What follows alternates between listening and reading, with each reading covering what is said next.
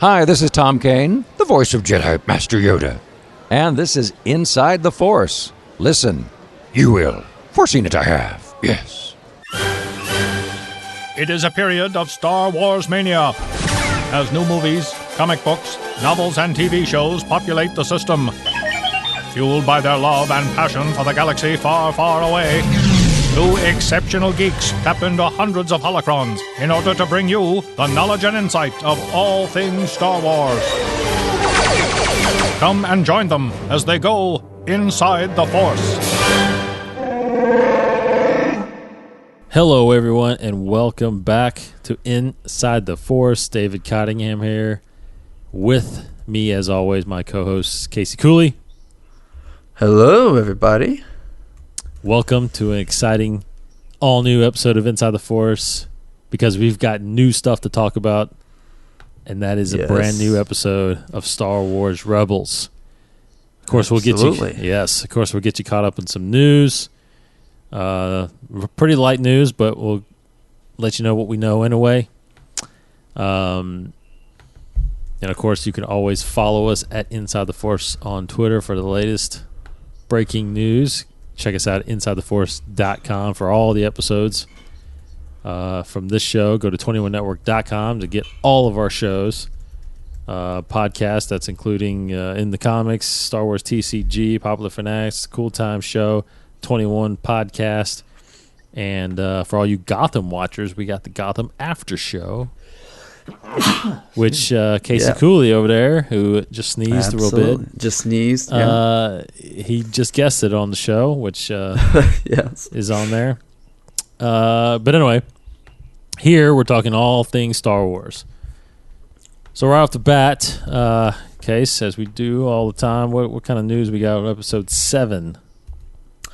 Well, the only thing, and I actually just caught this today, nothing crazy, but it's still pretty cool, I think. It's just another leaked kind of set photo. But this seems to be an actual, somebody, paparazzi, whoever, just snapped a little photo of them filming a scene on episode 7 set. It seems like, if you go on, I mean, it seems to be everywhere now, but you go on, look it up, whatever. It's essentially what looks like just normal kind of wooded area with a lot of destruction, debris kind of around. There's a huge blue screen in the back.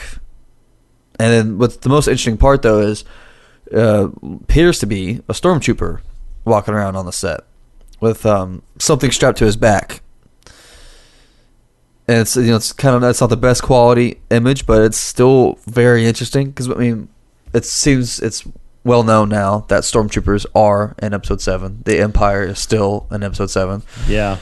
And so this is, to me, it seems to be the first official confirmation that there is Empire stuff, because we actually see an image on set of a stormtrooper walking around. And I've been doing some reading. It seems like there might be, I don't mean, it's not sure what he's wearing there. It could just be like a heavy, like some big heavy blaster that's just strapped to his back. Or I think I've been reading too that it might be like a stormtrooper with some sort of flame, like incendiary weapon or something, like some kind of thing like that. I'm not sure. Very interesting, nonetheless. And again, just getting me more and more excited about episode 7. Yeah. I mean, more and more excited and more confused, I think. Exactly, yes. But it's not, I'm not like, and all this stuff it hasn't like detracted my interest at all, really. I'm not like there's been some rumors that have come around that I've been like, I'm not sure about that.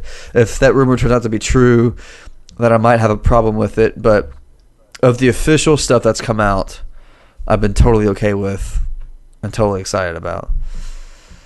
But yeah, I agree. Like, I was even just talking to my wife earlier today. I was saying, like, I feel like I'm at the point right now where my excitement for episode 7 has kind of gone overload, where I can't express it enough. So I've kind of flatlined, where it's so overwhelmingly exciting that I can't show it it's just something I can't even comprehend. That's how excited I am for this movie. I don't know. It's strange. It's just, I don't know. I'm pumped, and I can't even handle it. Yeah. I just keep saying this. Like, it's going to be amazing how, I think when it gets here, it's going to be, I think it's going to just fly by. I think it's going to be here before we know it. Yeah. I think the only other little piece of news, I think that episode 7, which I don't remember if we talked about it last week because I think it came out afterwards, but Warwick Davis being back in episode 7. Oh, that's right. Yeah, we didn't talk about that.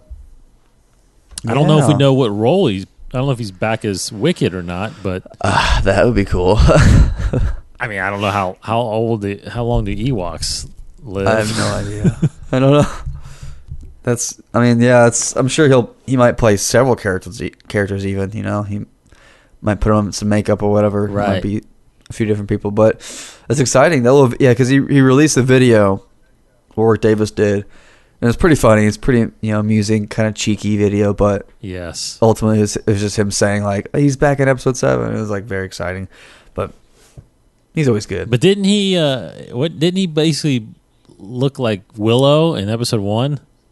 Yeah, and is that an official thing from George Lucas, or is it just like a little?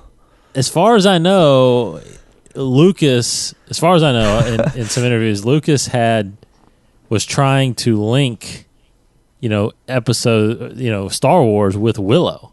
Yeah, like he did kind of with E.T. as well. Right? Yeah. I mean, it's in the same universe now. Yeah, as Earth is in the same time. It's just in another galaxy. Correct. E.T. is there. He is there. That's crazy. And I'm sure everybody knows by that, but if you're not, they're in the Senate room in episode 1. Yeah. So yeah, Warwick Davis. So who knows if he's going to show his face or if he's going to be? I think it'd be cool to actually see an older Wicket. Yes, I think so. He'd be maybe, I guess, a little taller, and then yeah, I don't know. That'd be because he was really young, I think, wasn't he, when he did Wicket? Oh yeah, he was like 7 or something, like 7 or 8 or like 6 a kid, or something basically, like that. right? Yeah. But So if they cool. if the characters get like stranded on Endor or like have to go to the Ewok tribe and Wicket's now the leader or something like that, that would be very interesting. That'd be really, like C-3PO talks to them again or something. I don't know. Yeah. It'd be really weird. Crazy. So I guess that's really all the 7 stuff. Yeah, pretty light. Before we get into Rebels, just real quick on the other news, the stuff's getting released. Previews are getting released for the comic series, which is starting in January from Marvel Comics now. Star Wars issue 1 will be out in January. There's an awesome Alex Ross variant cover out. Ooh, I haven't seen this. Oh my gosh. It's based on the original 77 comic cover, but it's Alex Ross's version, and it's freaking awesome. It's pretty sweet. I love Alex Ross. Yeah, he's been one of my favorites. I'm not a huge Alex Ross fan. Yeah. Because didn't he did that Kingdom Come, right? Yes, he did all of Kingdom Come. Yeah, see, I'm not a big fan of that. The spandex superheroes or whatever. Yeah. Yeah. They looked I don't know, they kind of look too old school, I guess, like. Yeah, it just looks like because he does the fabric like it's real fabric, and you can kind of see the stitchings. You can see kind of like even the thickness of the fabric. It almost seems like too real, where people were just throwing on cheap Halloween costumes and taking a photo of it. But I also think the people look kind of like in the 50s. They kind of.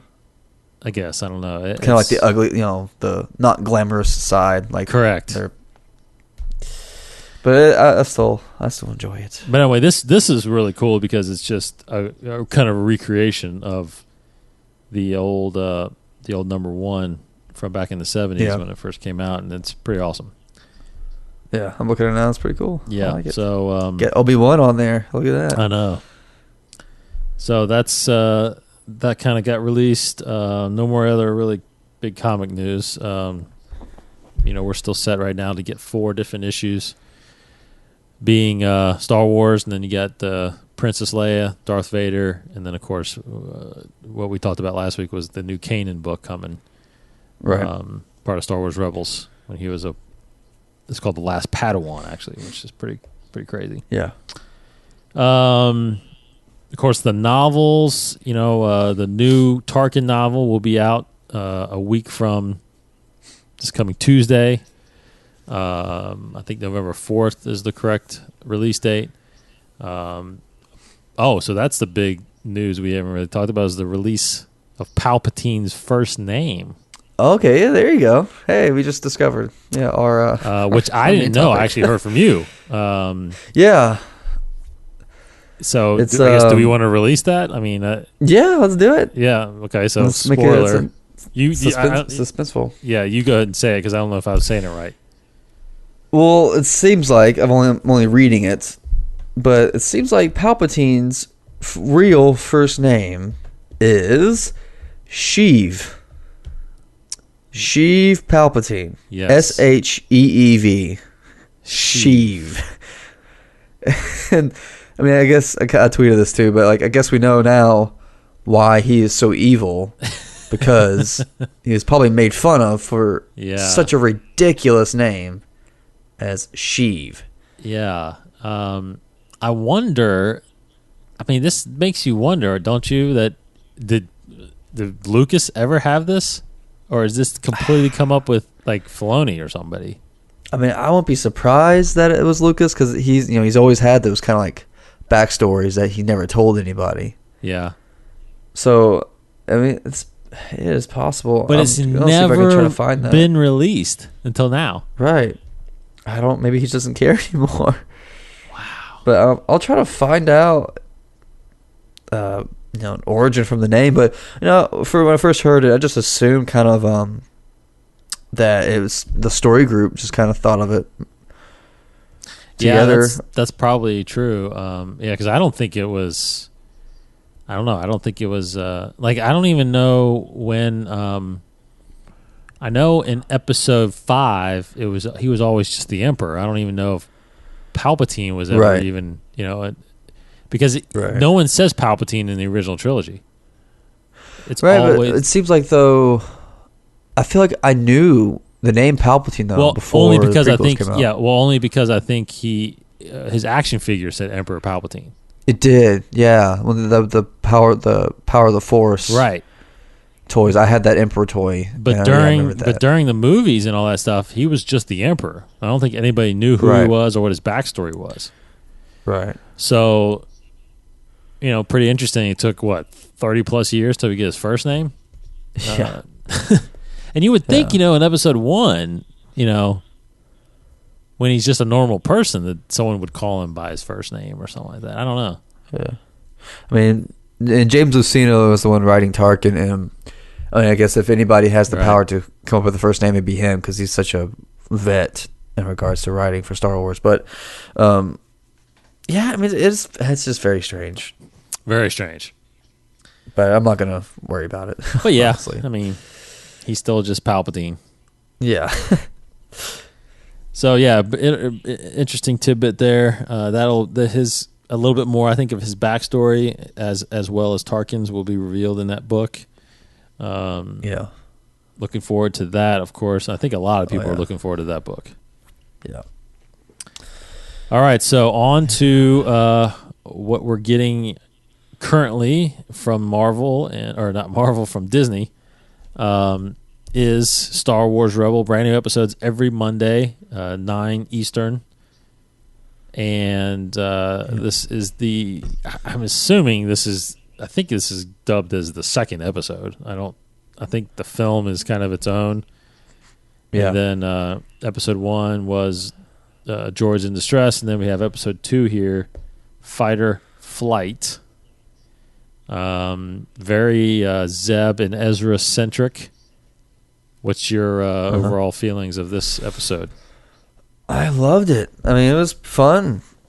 It was pretty cool. I mean, it was literally just Ezra and Zeb. There wasn't like a whole lot of not a whole lot of kind of like the Jedi kind of training stuff. I mean, Ezra did a lot of kind of the Force using, and it actually maybe it pointed out to me something very interesting.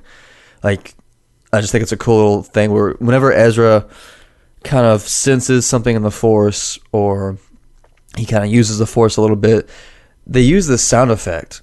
I don't know if you've noticed it, but it's like this weird kind of like mystical sound or whatever whenever he uses the Force or can sense something. And I think it's a really good sound that they use, and it kind of just, I don't know, like it lingered with me because it just kind of felt natural. Like it felt like it fit the scene. And so like it showed us a lot with Ezra, showed us a lot kind of I mean, like you said, him and Zeb together, and it was just kind of the more fun, lighthearted side of Star Wars that is necessary. But I mean, yeah, the TIE fighter parts were cool. That was pretty neat. It was just fun all around. I don't know, just a nice little episode. Yeah, and it's as far as just 2 episodes go, and technically I guess 3 because we both have seen the next episode already. Yeah, they're, as of right now, they're staying away from what we had thought about, whether or not we predicted or not, is the multiple episode story arcs that the Clone Wars did. So it doesn't look like, as of right now, that they're doing that.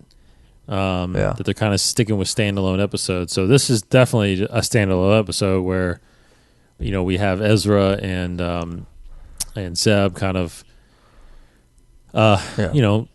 messing around in the Ghost, and Hera sends them out on an errand to kind of cool off, and what she thinks is she's sending him out on an impossible mission to find everything, because apparently this fruit, the Meiluron, yeah, that's right, Meiluron, it doesn't exist on this planet, only is sold on the planet. So, but they end up finding a whole crate of them, and for some reason the Empire wants them. yeah. It's so weird. It's like you see stormtroopers just carrying them around, like, this is our Meilurons. But and then it showed, and now I think I remember they released a clip about Zeb, and this was the clip where he steals the TIE fighter. So I had seen this, I think they released this kind of clip months ago whenever they were starting to promote this thing. So this is the episode now where you get this part where Zeb is basically hijacking this TIE fighter.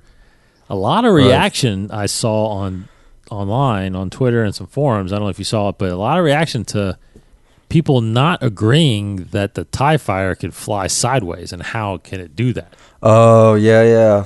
Did you see that? I didn't see the comments on it, but I mean, I remember that scene and it was an interesting scene. Right. Nonetheless, I was like, oh, that's cool. He's flying it sideways, whatever. But I didn't, I'm not going to get all mad about it. I mean, I guess why, but my thing is why couldn't it? I mean, the thrusters could just be kind of maybe sent to a different way, I guess. I don't, sure. I mean, well, if they're going to forget about that, then, I mean, he flew the thing upside down with his feet. Correct. That was pretty crazy. Yeah. I mean, I'm sure there's side thrusters. I don't know. Yeah. I don't know the makeup of a TIE fighter, but yeah sure. Why not? I mean, I can maybe see an X-Wing not, going sideways, but yeah, sure. TIEs are just a little. Yeah. That's what makes them, I think, makes their maneuverability so unique. Yeah. Because they can do stuff like that. But they do not have shields. That's a fact. Right. Yeah. TIE fighters don't have shields. Yeah, and I just thought, I thought this was just an interesting episode. Just it made me pay more attention to Zeb. Like, before I was kind of, I was already accepting him as an interesting character, but this episode kind of made him stand out more, and I like him much better because of this episode. Yeah. And it kind of, because before, it seems like surprising that we've been getting a lot with him.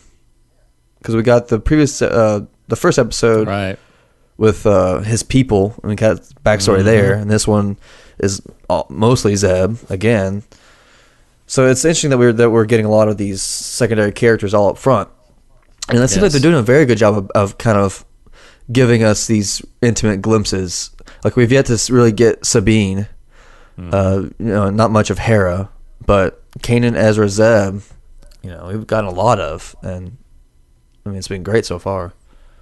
Yeah, and Kanan and Hera obviously are in the novel, so you get a lot of them there. Yeah. Kanan you'll get in the comic. So yeah, you're right. I think Sabine is the next one to kind of dive into and see about her backstory. So is she close in age to Ezra? I was about to say, it seems think? like they're portraying her to be around the same age. Probably a teenager. Yeah. There's definitely Ezra's 14. Some is tension going on between them two. Is that right? Yeah, I think that's about right. Yeah, I think he's about the same age as Luke and Leia right now. Because Luke and Leia are about 14 right now. Right. So, so overall, I think it kind of, the episode, not only obviously it's fun and entertaining about them getting a TIE fighter, but there is there's a little bit of a story there where Ezra is trying to help someone he knows, right, who is getting his farm taken away from the Empire, and he gets captured, and they go on to the transport and free him and all this stuff. So it's pretty cool action. There's that one point where literally Ezra could have died when that blaster, like that stormtrooper, shot him while he was holding that fruit. Shot him in the chest. And and that's the thing too, is I've noticed, like, stormtroopers, right, at least right now, they got bad aim. They can't hit anything. And then I keep thinking, to episode 4 when Obi-Wan's like, only stormtroopers have such, precise. I'm thinking, what? When is did they finally get a trainer? After this, maybe it was just the 501st there or something. I don't know. Yeah, it's. But this guy on top of this transport blasts Ezra right in the chest, and he's got all that fruit though, so he survives. I was thinking, wow. He just about bit it right there. So that planet they were on, that was Lothal, right? Yeah, I think. I think that's where basically the majority of the series has been taking place, is on that planet. So far, yeah, it has. It's just. Is there a reason why? I know, like, before the season started, they said, like, the Empire is going to have a big hand in Lothal because that's where they're, I guess, recruiting or something, or getting slaves from that planet or something like that. But is that the only reason why we've seen it so far in every episode? I guess because in the film Spark of Realm, that's the first time they showed up, I think, right? That big Star Destroyer. Yeah. So that's the first time they showed up on this planet that Ezra lives on. I don't know. I guess maybe that's since they got Ezra there, maybe that they're kind of setting a base. That this is where they're. They're living out of the Ghost, so right. I guess they're just keeping close to there. I guess for supplies. I don't know. It was kind of weird. Yeah, it had to have been the same planet, obviously, because he knew the guy, the farmer. Yeah. I just thought it was strange. Just they go all this way out. It seems like they went far out in the first episode, and in the next episode they come back to Lothal. Like, why would you go all the way back there or something? I don't know.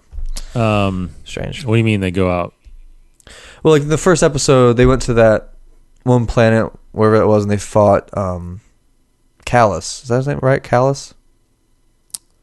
Last episode? Callus. No, the first one. I'm sorry, the pilot. Oh, because they went to free the Wookiees on. Right. Yes. On Kessel. Okay. Yeah. So that's what I'm saying. They went all the way to Kessel. Yes. And they went all the way back to Lothal. It just seemed like maybe they're not that far Right. apart, but it just Yeah. I see, and that's a big question I had too, is whether or not we're ever going to get the actual map of the galaxy. Like an official map. True. Because we have a map out there, but obviously it's probably not canon now. Right. Because Lothal probably isn't on there. So I'm interested in seeing, hopefully we get something like that to kind of figure out where these planets are. Because I'm assuming they're in the Outer Rim, right? Lothal's in the Outer Rim? It seems like it, yeah. That's what I'd say. Because that's usually it's been the last parts of the Empire, reaching the last parts of the galaxy, which is the Outer Rims. So, that's interesting to see that. So not so much like you said though. There is some Jedi moments, but no training obviously going on still. So it is very very much just a relationship building episode. Yeah. And it seems like way more so than R2 ever was. It seems like Chopper is just like an annoying instigator. He's just an idiot. Yeah, he's just, and like in the next week's episode too, like it just seems like he's not even well put together. Like he just kind of like just rattles a lot and just he's like about to fall apart. Right. I know it. Very good. Yeah, so overall, I think I don't know. I kind of think I liked last week's episode, the droids. Yeah. More so, but this is still pretty good. Yeah, and I like the ending a lot because it was just I guess it was a nice moment where after everything was done, Zeb kept that stormtrooper helmet or that pilot helmet. He's like, did you collect these? And he's like, I already got that one. And then like Zeb gave this pitiful face. Yeah. And Ezra's like, I can always use more than one or whatever. I can always have two, or this one's a better one, or something like that. And it was just, it was very kind of cheesy. Like, and Zeb sometimes, it's weird because Zeb, he seems like a very macho character within these little moments. He's like a little kid. Mm-hmm. So it's just, I kind of like that back and forth, and it was just a nice little moment, I feel like. Yeah, and do you notice the theme though? It seems like with every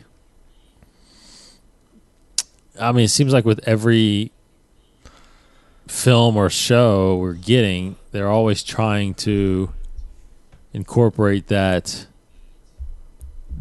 alien, that likable alien, right? Yeah. Chewbacca obviously was the original trilogy. They tried it with Jar Jar, in the prequels, which kind of carried over to the Clone Wars in a sense. But then now they're trying, Zeb, and then obviously the rumors of Episode 7 that Andy Serkis is playing, motion capture character that hopefully people cling on to. But I don't know. Do you feel like the thing we always harped on, I felt like when we were talking about Star Wars for years, people were always, kind of upset with the direction of it or whatnot, especially the Clone Wars. But I think the thing we always talked about was people got to remember that Star Wars, at least from George Lucas, is made for kids. Absolutely. Yeah. But do you get a sense that this is really for kids? Rebels? Yes. It seems like, if I've had to pick an age range, I'd say early teens to late teens, honestly. Right. So I feel like it's for older kids, not the adolescence age. I definitely don't think. I totally agree. I don't know. Maybe I'm underestimating the maturity of that age range. I don't know, but it just it seems like it is for more mature audiences. It ends up airing later at night. Yes. So maybe they meant for that to happen. I definitely think, just like Clone Wars got more mature. Mm-hmm. as it went on because your audience is growing older. But I feel like this one's already started off being pretty mature. Yeah, because I think with the story group basically running, the content now, Filoni kind of creating the content. Yeah. The sense that we're getting, the episode 7 is actually pretty dark. It sounds very dark. Yeah. Yeah. I just think they're shifting a little bit. I think they're not only trying to just, because I totally think that Lucas really thought of the younger generation first. And especially with the prequels, I think he was still trying to hit that younger generation a little bit, but but try to satisfy the guys that grew up watching the originals. With Filoni and these guys, I think they're really into. They're doing what they want to see. It's like I'm this age, but I still want to see this show and keep it in the Star Wars universe. But there's. I mean, there's a lot of death going on in this show. Yeah. I mean, stormtroopers, they're still losing stormtroopers like 10 an episode. Yeah. You got to jack up their recruiting. Oh, yeah. I mean, Kanan, he's the one who's knocking him out, seems like, too. Yes. So, I think just to briefly, we can talk about it right now, I think what we saw next week is, I think, leaps of the quality of the show. Yeah. Absolutely. I can't remember what it's called. Master of the Old Rise of the Old Masters. Rise of the Old Masters. Thank you. Yeah. This was a fantastic story. People that haven't seen it yet, we're not going to spoil it, but this is an episode, I think one of the episodes you've been waiting for. Yeah. It links again back to the Clone Wars. Yeah. Character from the Clone Wars. It finally introduces the Inquisitor. Yeah. Man, I mean, you just saw it. What do you think? It absolutely blew my mind. And I was watching it with my wife, and I was just like, because there was that little bit of a twist in there too. Right. And I was just like, oh, it's so cool, and all the action scenes, and I just kept saying, like, this is great. Like, this, not just it's Star Wars, it's awesome, but in terms of an animated show, I think it would just up the ante on it. Like, in terms of how the story was told, how it was shot, even, I feel like it was really great. I just thought, I'll get more in detail with it, but next week, but it just really surprised me, as you said. Like, it was total increase in quality. Yeah, people are really, really gonna talk about this one, I think.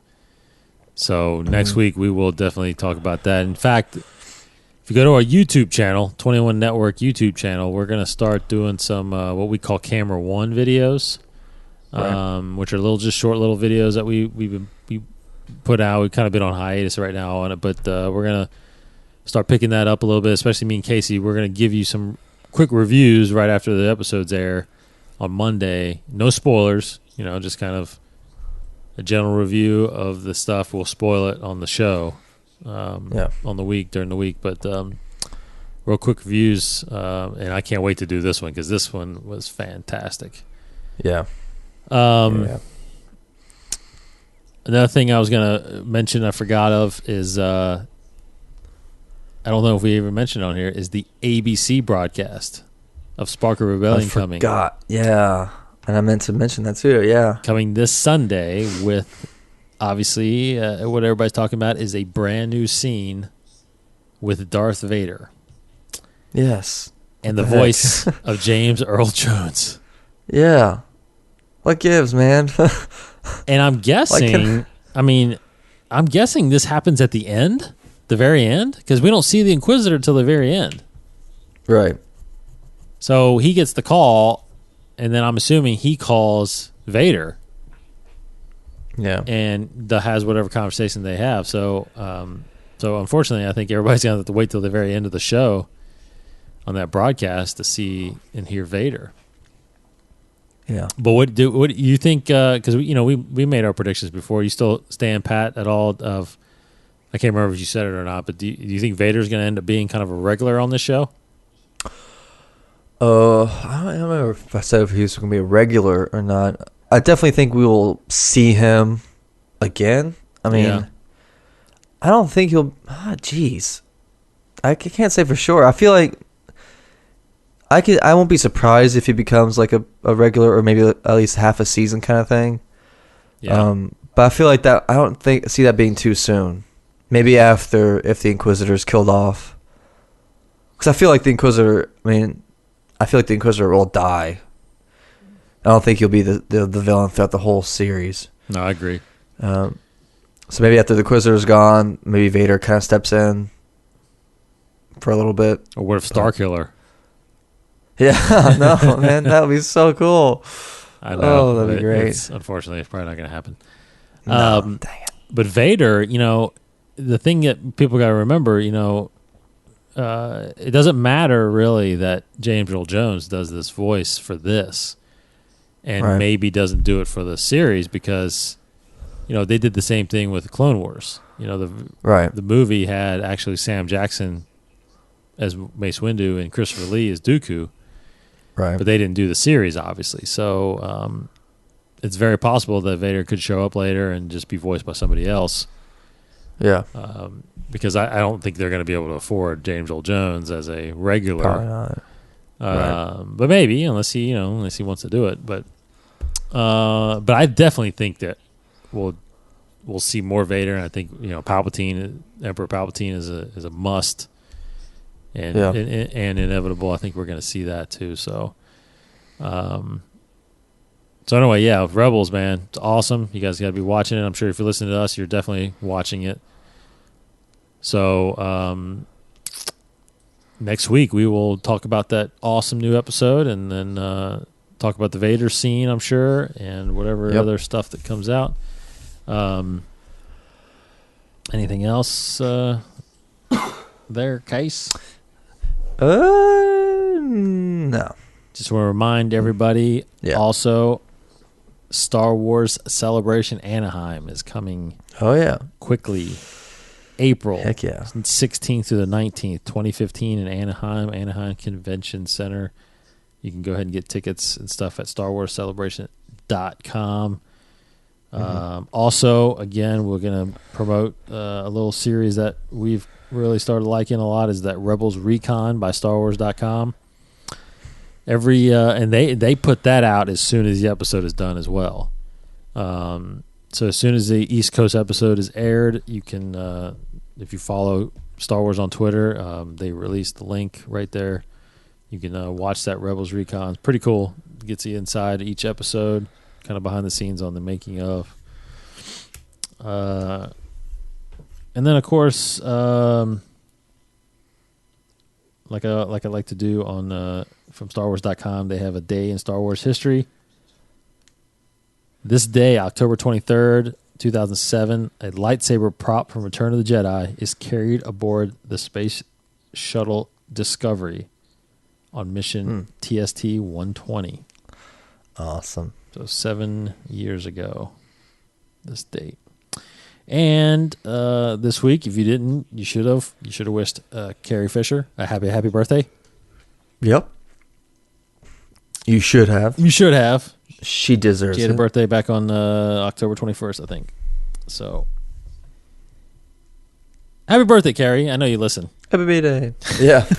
Well, if you're still filming the movie, too, that'd be yes, correct. No one said if she's wrapped. All right, so if that'll probably wrap it up for us on this episode. We will, of course, do trivia. We always do some trivia. Yeah, trivia. And I got what's up next is episode number 1203. 1203. Alrighty. 1203, and that'll come from the Revenge of the Sith era. Mm-hmm.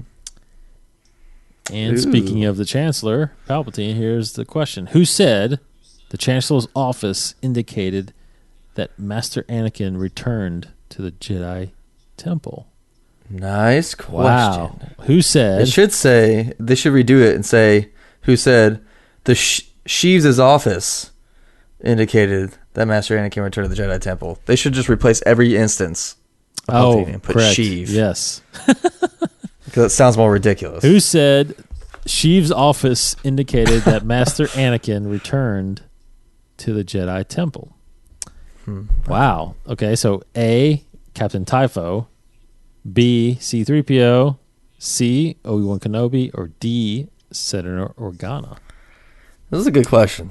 Wow, I don't even know if I know this. I got to think about this for a second. Yeah. Who said Oh my gosh. the Chancellor's office indicated that Master Anakin returned to the Jedi Temple? Wow. My gosh. I'm not sure I know this. I really think I'm going to have to guess on this one. Yeah, I mean, I think I can narrow it Usually down. straight out of the movie. At least a couple. Yeah, usually straight out of the movie. I know it right away. Yeah. Okay, I've got an idea, I guess. Okay, I have my guess now. Okay, I have my guess. So I'm going to guess. I'm going with D, Senator Organa. Okay, I'm gonna go with B. C-3PO? Yeah. I have my reasons for it, but I'm not sure. Wow, you know what? I think you're right. Now that I think about it too, I think you're right. But I'll stick with my. Okay. Yeah, I think you're. I pretty much know you're right. I think I know you're right. But I can't think of the scene, but I'm just guessing. I do know. Actually, I'm changing my answer to B. Okay. Okay. No. Well, that's shoot. fine. Do it. Hey, man. That's all Well, right. no. I think I know. I don't. I might be thinking of the wrong movie though. I was because episode 2 just popped in my head. Revenge of the Sith. Yeah, because I'm with you. I don't know if I know the scene anymore. Sheesh. I mean, I cannot imagine the scene, but I'm just going off. I'm just trying to read into the question, but No, we talked it out. You talked it. It is B. I know the scene now. okay. Okay, it's B. I can. Here we go. Guess the scene. I'm pretty sure it's B. Yes. Great. Is it when is he talking to Padme? C-3PO? Yes. When the temple is on fire, Yeah. she's looking The at first it. I was- He walks up yeah. and says, "Yeah." The Chancellor's office said, "Yeah," and then she starts crying. That's the scene. Because I was reading into it 'cause Master Anakin, the only person who calls him Master is C-3PO. That's good. See, and I was thinking Bale the same way. I was thinking for some reason Bale may have said it during the meeting, but I was thinking episode 2 then, I think. Yeah. But no, yeah, good call. That was B.